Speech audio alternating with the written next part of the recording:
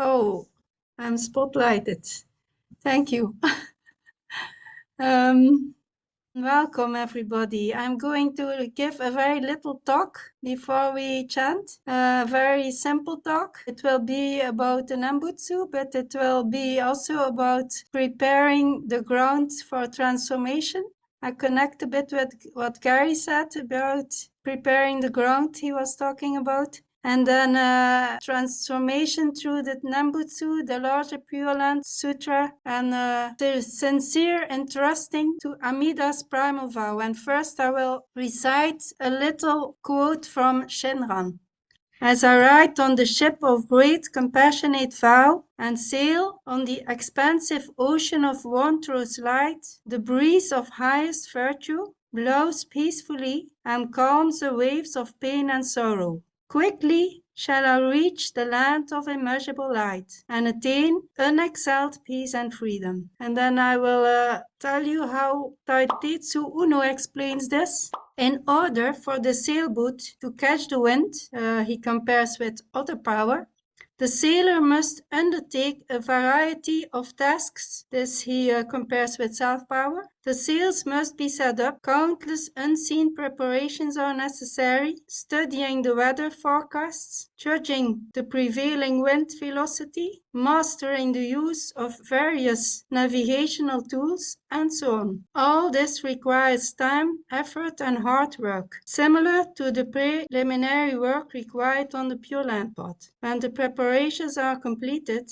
one must wait with patience and alertness for the wind to blow. The wind of other power is beyond human control. When the wind does blow, however, the sailboat is ready to cruise effortlessly on the high seas with lightness and alacrity. So, on the Pure Land path, we trust that the Buddhas know better, that they can lead and transform us. And we are so happy to be able to follow their instructions because we intuitively, in fact, because of our karmic condition, we know that they are right, and our karmic condition leads us into their arms. It's like for when we were talking about what Bhaktika was saying, at a certain point we come to the Sangha for the first time and we chant the Nembutsu, and we just feel it's the only thing that we can do. We have to do it because everything else is lost. All is lost. We just have to chant, and then something can happen. Something good can happen. We can prepare ourselves to let the light come into your heart, into our hearts. So we are so privileged to have 3 Pure Land Sutras wherein the Buddha helps us and shows us what to do to prepare ourselves for the cruise to make to the Pure Land.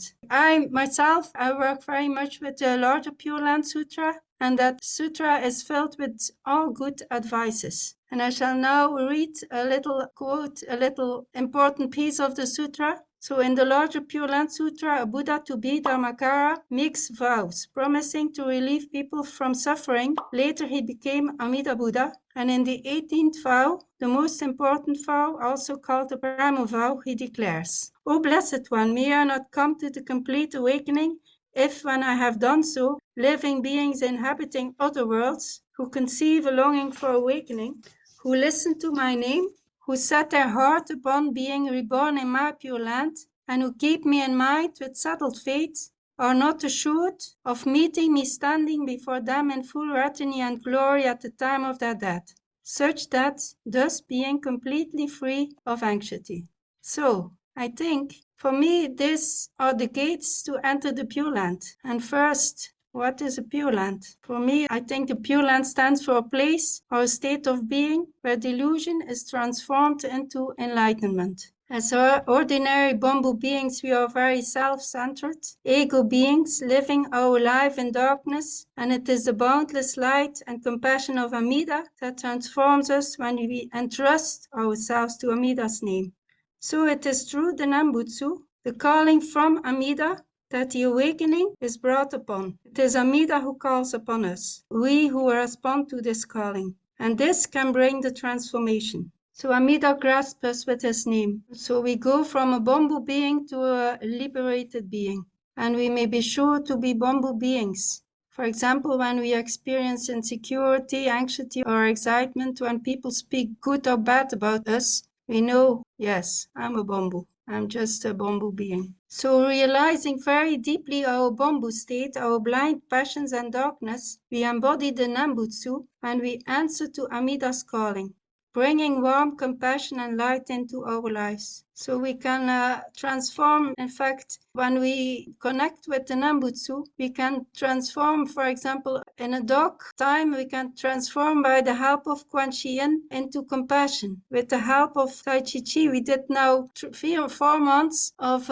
services with Tai Chi Chi, and that really feels like this brings into my life very much more wisdom power. So this is a very helpful way of going into preparing yourself for transformation. So for me, a Pure Land, you can see it as a condition, a way of seeing or experiencing a place somewhere in the cosmos or an afterlife state. In fact, it's a mystery.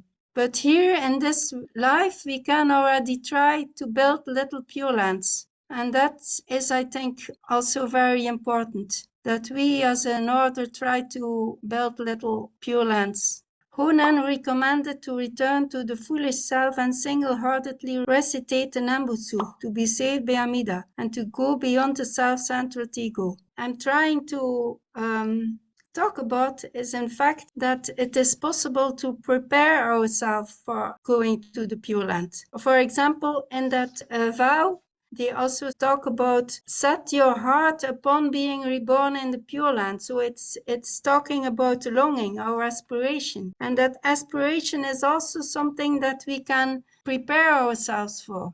For example, when you studying, reciting the Pure Land Sutra, in contact with all those beautiful images, with all those good Buddhas and Bodhisattvas, when you do it and do it again and again and again, you just begin to live in your imagination. And then the longing, the aspiration for going to the Pure Land and the motivation to do more of it, like learning more, singing more, reading more. This is very much built up by doing, as in fact the Buddhas learn on us in the sutras. In the sutras are so many examples of offering, of chanting, of dancing, of devotion. When reading the sutras, studying the sutras, doing the Nembutsu, being in that world, it comes more and more into your life. It's how I approach it. Of course, it may be for someone, it's a possibility. It's a possibility to reach it in that way. There is also who keep me in mind with settled fate.